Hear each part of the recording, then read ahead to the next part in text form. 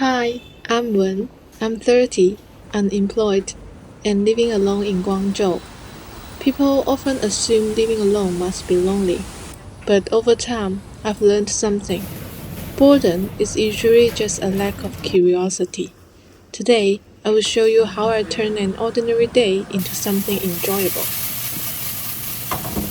Today's little adventure is exploring a neighborhood I've never really wandered around before. I study near Peasant Movement Institute, a historic site in Guangzhou. It's famous for its bright red walls. Every March, when the K-pop trees bloom, lots of people come here to take photos beneath the flowers. Just around the corner is Fangcao Street, a narrow stone-paved alley that's much quieter than the main road. What I like most is the contrast. Behind these old streets are modern office towers, but down here, life moves at a completely different pace. There are trendy cafes right next to a building that had been officially marked as unsafe. Somehow, they existed side by side.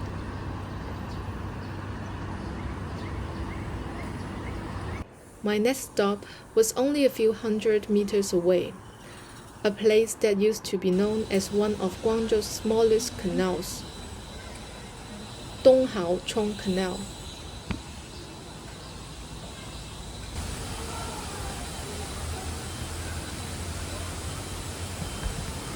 Years ago, boats could travel through this canal, and the water was clean.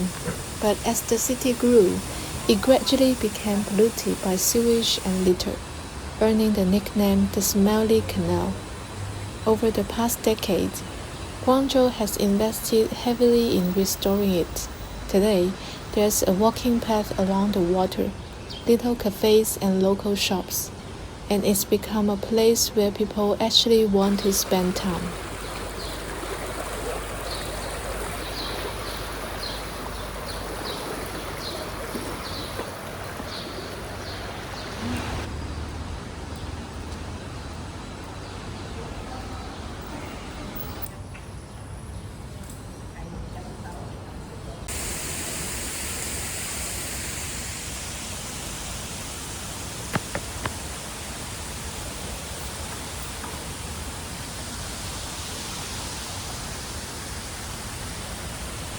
Just as I arrived, I saw a man catch a fish.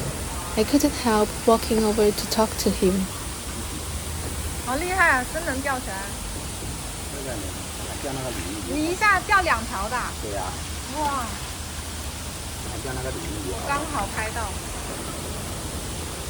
这个回家是能吃的吗？这个蟹你要钓得完。钓得完，等一下要放生了。对呀。哦。今天钓了2。那对鱼来说也是虚惊一场。对呀，那一次钓了鲤，好几条鲤，好多鲤，还钓了几条鲤鱼那一天。哦。这个鱼怎么？还挺好玩。I've realized that chatting with strangers is one of my favorite ways to make an ordinary day a little less predictable.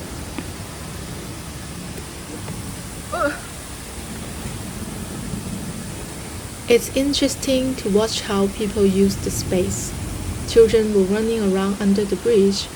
Adults were fishing, chatting, or simply sitting by the water. It's hard to imagine that this used to be a place people avoided. Now it feels like it's become part of everyday life again. After leaving Donghao Canal, I had no idea where to go next. Then I remembered a scallion pancake shop I'd stayed a while ago. I figured, why not? I'd barely walked a few minutes when the weather suddenly changed. 1 minute it was sunny, the next it was pouring.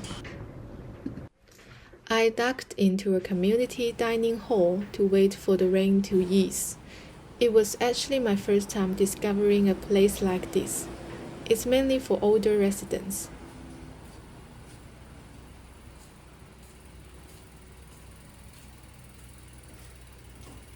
A standard meal comes with rice, soup, vegetables, and a main dish, all for just 15 yuan.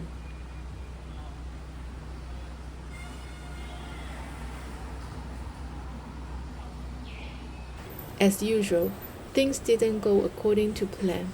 I hadn't even made it halfway to the scallion pancake shop when I stumbled across another one. I figured, why not just try this one instead?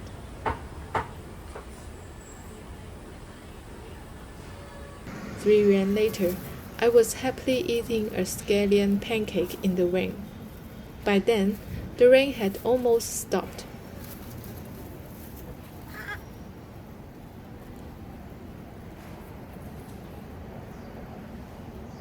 Across the street, a bright yellow sign caught my eye.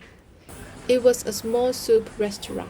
老板，要一个云吞面，7块的，再要一个，这个汤都有吗？汤都有。我想想啊，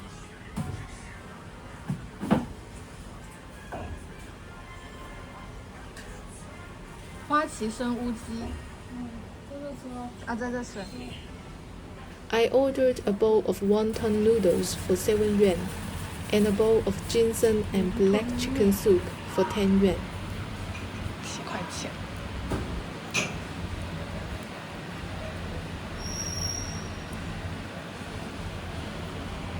That little bowl of soup says a lot about life in Guangdong. Guangdong has a hot and humid climate. Summer can last for almost 9 months here. Over generations, people have developed a habit of making different soups for different seasons, believing that certain ingredients help the body adapt to the changing weather. For many Cantonese families, a meal never really feels complete without a bowl of soup. I finished everything in no time. By the time I stepped outside, the sun was back. Somehow, I ended up back at the very same metro station where I'd started. I checked the time. It was already 3 in the afternoon. Back downstairs at my apartment, it was time to pick up my packages.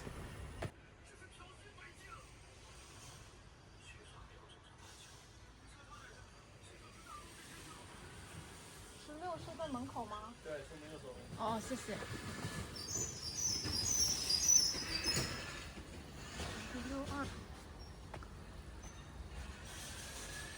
Once you receive a pickup code by text, you can simply come to the parcel station and collect everything yourself. Even if you are out of town, they will usually keep your package here for several days at no extra cost.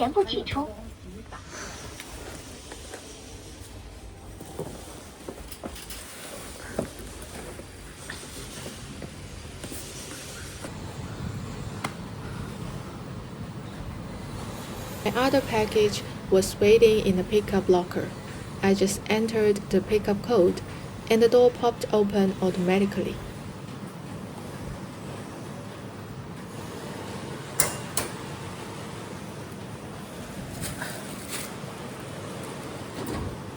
The 2 packages I picked up were nothing exciting, just tissues and laundry detergent. It suddenly occurred to me, I haven't bought any new clothes or shoes for more than 6 months. Since becoming unemployed, I've had less desire to buy things than ever before. I've realized that I don't need to keep shopping to enjoy my life. I already have so many things that make me happy: reading, watching films, writing, photography, video editing, and learning Spanish. Some of the best things I need don't cost anything at all: sunshine, fresh air, knowledge.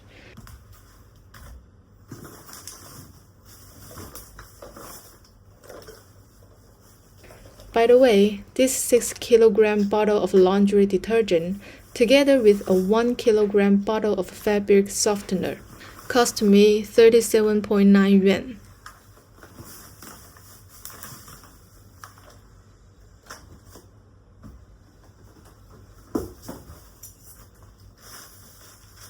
And these 30 packs of tissues were only 7.83 yuan.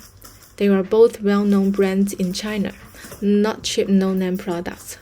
Every time I show prices like this, I wonder how much the same things cost in your country. After putting everything away, I planned to head straight to the gym. And yes, it was pouring again. At this point, I'm used to it.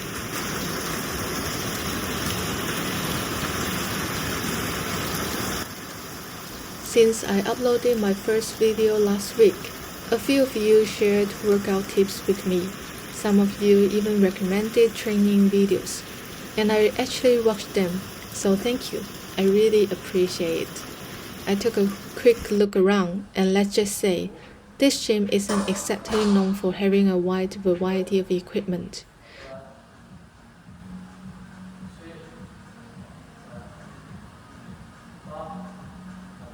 I experimented with a few different deadlift variations.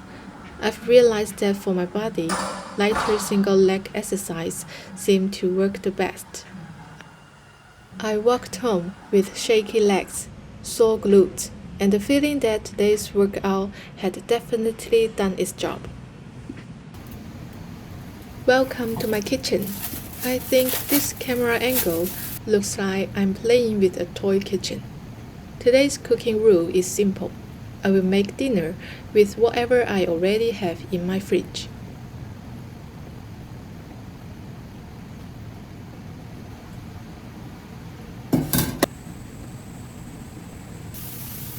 Somehow, I ended up with this combination: a bagel with cream cheese, a fried egg, sautéed mushrooms, minced pork with steamed eggplant, and a sticky corn on the side.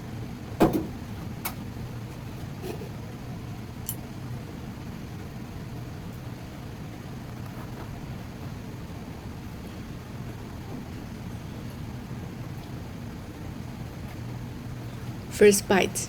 Yep, I definitely overcooked the egg, but it's still edible.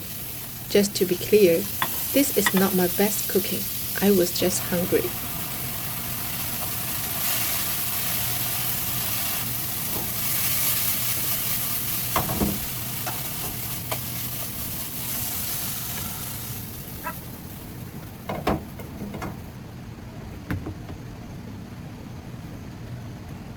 Ever since university, I've had this habit of never eating without watching something. A TV series, a movie, or just a good YouTube video. I've heard that it's not the healthiest habit, because when you are distracted, it's easy to eat more than your body actually needs. By the time you realize you are full, you've already finished everything. But it's become part of the ritual for me. It was especially important when I was still working. Choosing the right thing to watch could completely change how much I enjoyed the meal. Before every meal, I'd spend a surprisingly long time deciding what deserved to accompany it. Is this just one of my weird little habits, or do some of you do the same thing? I used to think I needed exciting plans to make life interesting, but today, I wandered around a neighborhood, talked to a stranger, picked up some packages, worked out, and cooked dinner. Somehow, that was enough. Thanks for spending the day with me. I'm Wen, and I will see you in the next one. Bye!